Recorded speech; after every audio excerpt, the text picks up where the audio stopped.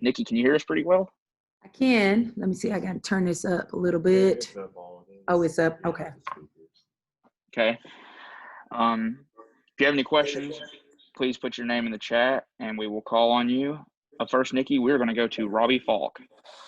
Okay. What's up, Nikki? Hey, Robbie, how are you? Good. Just interested to know how the first few days of practice have gone. I know you got a chance to work with the girls one-on-one, and work out with them in the summer and all that, but getting a chance to implement your system and see them in a 5-on-5 setting and things like that, what did you see from them the first week? Well, first of all, I was really excited, to be able to finally get the first official practice. I mean, we've been doing some stuff, but for it to be officially the first practice, it was really exciting. I think there were some jitters, nerves. It was very fast paced. It was almost like a track meet. We had a lot of turnovers, but that's part of it. When you're playing fast, the first 2 days, we wanted to really get them used to the pace of play, of practice. And I know a couple of them was just like, we've never gone that fast. And for me, that's how we want to play. And now we can talk about time and score and things like that, but just really push tempo. I looked up and it was like practice was over. That's how quick practice went from drill to drill to drill to drill. It was fun. It was fun. It was intense. It was a lot of up tempo, a lot of decision-based things. We know that we're going to be in transition probably 63% of the time. So we worked a lot with transition, offense, defense, all of those things. Up next, we will go to Graham Hayes. Hi, Nikki. Thanks for doing this. Curious there's so many kind of unique wrinkles and challenges involved in this season, obviously, but with the NCAA last week extending eligibility for all winter sports athletes for an additional year, just wondering how you start thinking about that as a coach and kind of when you start having conversations with players about that, or what kind of conversations those would be. Well, I think everything is so uncertain, even though we're supposed to start up on the 25th. Who knows if we're going to, be able to finish this season. I think, it was really good, that the NCAA came out with that. So now the players are not worried about anything other than let's just concentrate on winning each day and, just being able to tackle it that way without worrying if there is, the season's going to be canceled. But for me, we have not had those discussions yet, just because we just started practice. So this is, day 3 for us. But we will have those conversations when it's time. But right now we're just really, focusing on us and just trying to get better and implementing our system. Just a quick reminder real fast for those that just joined. If you have a question, please put your name in the chat and I'll call on you. Up next, we're going to go to John Sokoloff. Hi, Nikki. I'm the new sports director at WCBI. I just wanted to introduce myself and say welcome. And obviously I know it's been a transition. How much does kind of like the experience in the returning players and the the Carters, the Jacksons, and those type of players, have they kind of made things easier for your transition here? Well, definitely. I think you have the Maya Taylors, who's, she's been here the longest. We do have some experience. What we don't have is experience in postseason play, a lot of that. But, as far as, the freshmen have a year underneath their belt, they kind of know, what it's like to practice 6 days a week, 2 hours, and having to play at that intensity, to be focused. But yeah, relying heavily on our vets, to talk with the young ones, but everybody is new. They're new to my system. They're new to this pace. They're new to this, maybe not this intensity, but everything is new. So, we've grown together over the course of 8 weeks, but just really relying on them to come in and be ready to go. Talking, energy, effort, competitiveness, those things right now are really, top priority for us. Up next, we'll go to Ben Portnoy. Hey, Nikki, how's it going? Hey. Just in terms of this year, I know it's a little bit different situation than Old Dominion. Obviously, there you're rebuilding from the ground up. Here, you're walking into a situation with a top 10 type team. What makes that different? Why is that different? And how does that, if at all, maybe change your approach or anything that goes into sort of starting out with this group? I mean, it's not different in how it changed. I mean, how I coach, I coach to win, every game, I want to be playing on the last day. For us, it is every single day matters. It's good that you have, two all SEC players, returning. It's good that you have talent. It's good that you have talent that can compete, in this league. So they know what it's like. They know the grind that it's like. I know what it's like being a former player in this league and having a coach in this league. So it's not like it's nothing new. The only thing that's new is getting to know our staff, getting to, educate them on our culture on and off the floor and how we want to play. And now getting them to educate each other, so that's been the newness. But again, 8 weeks, we're continuing to build that trust. I talked to them first day. We have to be disciplined in our bubble. We have to be disciplined in our bond. We got to be disciplined in our basketball. So those 3 things we have to continue to stay disciplined in. But that bond is something that you always are working at, that trust. Up next, we'll go to Carolyn Peck. Hi, Nikki. I haven't had a chance to talk to you, but congratulations. Thank you.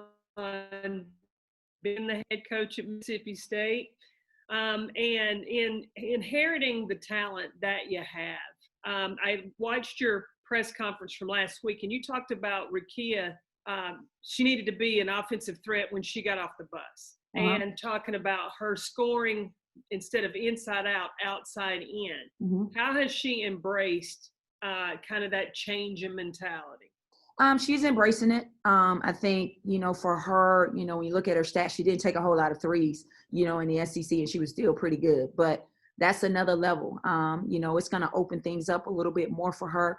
Her being a 3-point threat, but being an efficient 3-point threat is going to be key for us. Not just her, but everybody. So we shoot a lot of threes and keys. That's how we want to play. We want to play very, very fast, but she's embracing it. The other area that she's embracing is the fact that she's going to handle the ball more for us. So got to get her turnovers down. When she's got the ball, she's got to be able to understand the play and understand when she's being doubled, and being able to make the right play. So we've worked a lot on her shooting. We're working a lot on her footwork. Her footwork is going to allow her to be under control, to still be fast, but also have the space to create for herself, but find open teammates. So that is the goal for her, is to be ready to be a threat off the bus, knocking down shots, and continue to make her teammates better.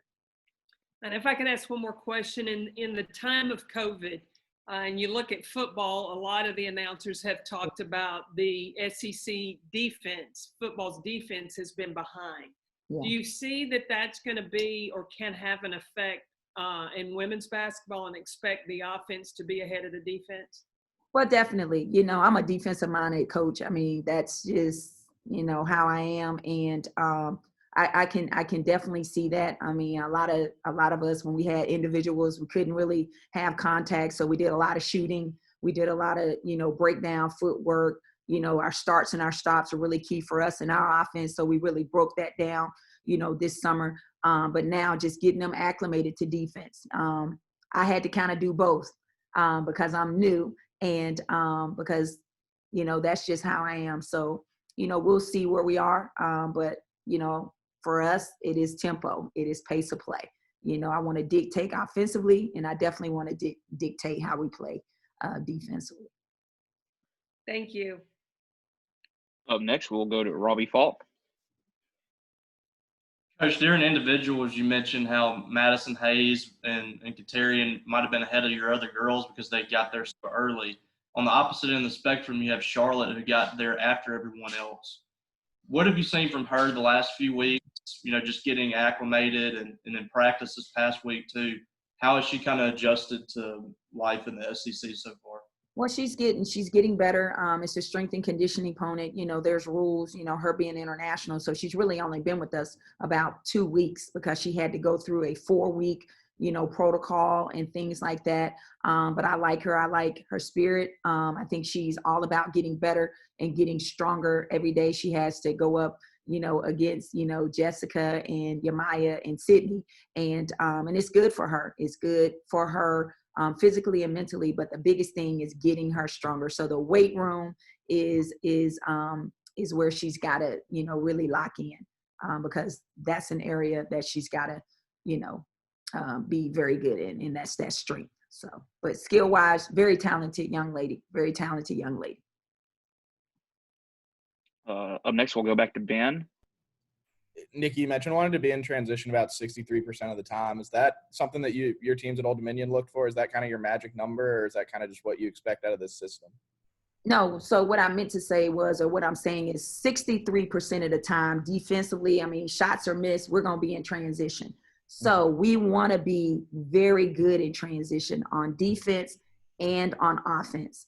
We want to be very dangerous in transition. So what we're working is multiple people handling this ball for us. And that requires a lot of decision making. And we're going through that, but just having a clear understanding of how we want to score on a make versus a miss and flowing into that. And then defensively, really understanding how to get back, match up, and really get, really keep this ball on one side of the floor. Up next, we'll go to Chrissy Thomas-Scotty. Hi, Nikki. You've got two of the better low post players in Carter and Cooks. Obviously, we've heard it. You want to play fast. How do you implement them into your system, and how have they adjusted so far? They're adjusting. Jessica Carter, she can run the floor like a deer. She's really athletic. Sydney is a person that we're able to have her handle the ball for us, and getting her comfortable with that, to where she's not always outletting it to our point guard, but allowing her to have the freedom to be able to come up, and make a decision. So I think that's going to work very well for us. But if she's not comfortable, she can always give it to the guard, and then we can flow from there. But I like, both of them. I also like, our big kid, Yamaya. Now, she's not going to handle the ball for us, but, we're just trying to get them to understand how they have to pull defense and run. The biggest thing is getting them to run the floor and run very, very hard. Thank you. Up next, we'll go to Tyler Horka. Hey, Nikki, obviously this offseason was really crazy, and probably even crazier for someone trying to come into a new program, implement some of your things. What's something that you were able to do that you look back on and you said, that's something I really wanted to do before the season started, and we've accomplished that? And then what's another thing that you'd still like to see get done here in the next month before the season starts? I think the biggest thing for me and my staff was to build trust. We needed to have a connection when we came back together in August. Again, very talented team. A lot of stuff was, new staff, missing the old. It was a lot. So we had to build trust. So we did a lot of things from a team building standpoint that helped bridge that gap. And that was very key for us. So when everybody came together, it wasn't as awkward. There was a sense of they knew who we were, we knew who they were. So I was really, thankful, for that. As far as something, moving forward, I like where we are. I like where we are, in terms of just our chemistry. We're just continuing, to build that, as we play, scrimmages and things like that. It's those things, we got to build that chemistry. But, with COVID, and I don't know everybody else, but you just want to make sure you have everybody, that's ready to go and just get them in shape. You're not trying to, force the action a little bit. You want to make sure your kids are in shape and they're strong, because it was almost like starting over. So I would have liked to have, scrimmaged a little bit more, early on, but we were not able to do that. Up next, we'll go back to Carolyn. Nikki, a lot of coaches this year are talking about playing fast and at a high pace. Why do you think that is the best way to attack in the SEC league? Well, the way the game is being played right now, you can't touch. The offense has the advantage, and I think when you know that and you see the NCAA referee video, you can't. So you have the advantage. You just want to be able to play fast and definitely play under control. But I think for us, being on the run is going to give us a very good chance to be successful, just because of what we have and how our kids like to operate in space. So that's the strength of ours. Thank you. Mm-hmm. Next, we'll go to Andrea Carter. Hey, Coach. Hey. My first question, you talked in your first, when you first got the job, about all the experiences that you've had playing under Pat, the WNBA, USA, 9 years with Dawn. What experiences do you find yourself going back to kind of help coach this team and connect to this team? It's the fundamentals. You can't waver on that. You have to hone in those fundamental habits, that lead to big things. So it's the little things. And I talked to her, valuing the little things. It is very, very big, because if you value those little things, then those little things can become something special. And so, identifying what that is. So that's what I take away, and I think, this Pat was really big about the little things. All the great coaches that I've been around, those are some non-negotiables. So that has been something that I think our kids have really bought into off the floor as well as, on the floor. So on the floor, just really, harping in on them, every day, whether it's defensively and how we play and, offensively and certain things we need, being in our spots and stuff like that. And you talked about some of those fundamentals. You mentioned stopping speed as far as offense goes, and that's something you've been working on.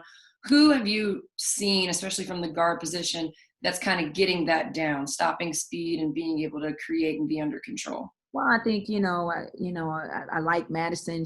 Her footwork, it's new for her because so she's coming from high school, so, understanding the footwork, all this was new for her. So I think she's done a really good job of, really understanding it. I think, one of my grad transfer, Katerion, she's done a good job. Maya, Mingo.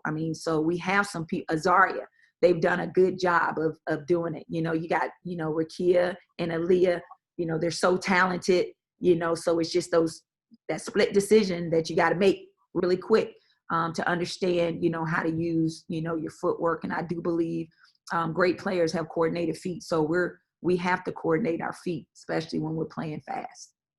And then just last one for me, you mentioned threes being an emphasis, and this was a team that made right around 4 threes a game last year. So that's something that's new. Is there anything else that might be new that we're not used to seeing from Mississippi State, but that we can expect to see? I think we can see multiple people handling the ball, starting our offense. Our goal is to make threes, threes and keys. It's going to be key. Our ability to get to the free throw line. We have to put pressure, on people, and then, rebound in the basketball. I do think we have the athleticism to pursue boards. Those are areas that, pace of play with anybody, our ability to get to the free throw line, and our ability to rebound the ball. Thanks, Coach. Mm-hmm. Up next, let's go back to Christy. Nikki, every head coach kind of sits down in the preseason and kind of maps out when and what they want to put in for their team in terms of practice planning. How has that changed for you this year, both with COVID and obviously stepping into a new program? I think it was hard. It was really hard just because, you had rules. When kids came in, they were on this protocol, and then 4 weeks, they couldn't do anything for 4 weeks, and then you could not have contact. I think every school had different rules. So it was hard. You can't really put a whole lot in when you don't have your team, together. So, but it was really good that we were able to have, some time with our players. And the majority of our time was in August, but it was limited to one-on-one. And, eventually we got to 3 people, and eventually we got to, 5 people. But it was just really good to have that, and just being able to see their faces. That was really good. And just kind of build those, connections, not so much, through Zoom. So that was really good. I was really thankful that we were able to get some one-on-one time with them, because now they started hearing our voices, started seeing how we coach, how we teach, the intensity and passion, and how we go about things. Thank you. Up next, let's go back to Graham. Thanks. Nikki, the Women's Basketball Hall of Fame Challenge up in Connecticut, do you know how much of a true bubble environment that's going to be, or what that's going to look like from your perspective? Well, I think, right now, our goal is to play in that. Nothing is set in stone, so we'll know something here. But obviously there's protocols and things like that we're going to have to go through. The SEC has protocol. Obviously the Hall of Fame has protocol. So, once we've been given the go, we'll be ready to go. But that is the goal right now, is to play in it. We have not officially, I know they're going to make an announcement, but once those protocols are met, then we'll be ready to rock and roll. Still have time for one or two more. If you have a question, put your name in the chat. All right, we'll go back to Andrea. Coach, you talked a little bit about Rakia Jackson, how you want her to shoot more. Sydney Cooks, how she can bring the ball up the floor. Is there anyone else, as far as their role or their skill set, that you're expanding or that we can expect different or more from? Well, I think when you look at a young lady like Aaliyah Matharu, didn't play a whole lot of minutes, but can score the ball. She can flat out score the ball. Just really getting her to lock in defensively and stay disciplined on that aspect. With a player like that, just, she can score it, but also getting her to understand, to play with other people, because it's a really good thing. It's going to open up things for her. And it's going to make her a really good basketball player, in this league. So just slowing her down, letting the game come to her, letting her see the game at different speeds is really key, without taking away her natural instincts, which is to score. So. Thanks. We will end things with Tyler. Yeah, Nikki, kind of going off of that, what we've seen from Maya in her first, 2 or 3 years here is primarily just being a facilitator, and she hasn't really been looking to score, but she did a whole lot of scoring in high school. How do you think her role will change in that regard, and will you rely on her to take shots and score if you need to? Well, definitely. Maya's got to be able to hit shots. She's got to be able to hit her shots when she has them. She's got to be able to continue to run our team. But the good thing about her, she can get up the floor now. I think we worked a lot with her on just building her confidence. And, and that's been, she's been confident, but now she's got to understand, hey, when it's your time to score, you got to score. And she's so used to passing the ball. And sometimes when you overpass, that leads to a turnover. And we don't want that. So take your shot. We have confidence in you to take your shot. So just building her up and just letting her just, reap the benefits of her hard work. But she has a great understanding of, when, who, and where. She does. But she also has an understanding that she's going to have to knock down shots and make plays for us. We're going to do one more question. We're going to go back to Christy. Nikki, obviously, I'm assuming you watched a lot of film, but since you weren't able to work with the players until August, who surprised you the most based on their improvement or how they've evolved, either physically or in their game, when you actually got them on the court in August? Everybody. I think it's, it's different because we were in a COVID. So when you're off for 5 months and you're asking these kids to be home and figure out, how to get in the gym and work with the trainer, that was really hard. But Maya came back in really, really good shape. But she's just one person that, her dad trains her and she's just been around basketball. So it was really no surprise. I thought our freshmen, they came in early, Madison, and then my grad transfer. So they kind of got, acclimated pretty quickly to the strength and conditioning piece.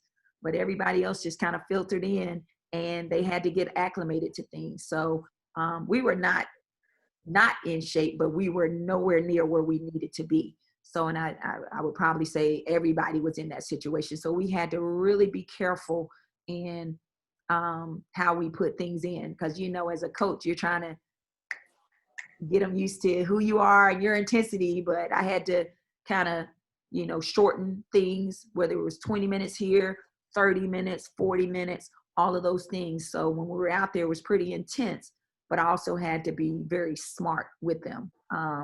until they were able to get to a place of strength and conditioning to be able to perform at the level that I needed them to perform. So to answer your question, probably Maya, she came back and she was ready to go. She had been working, pretty much all summer. Great. Thank you. Mm-hmm. All right, that'll conclude our press conference for today. Thank you, Nikki. Thank you. Hail State. Be safe, everyone.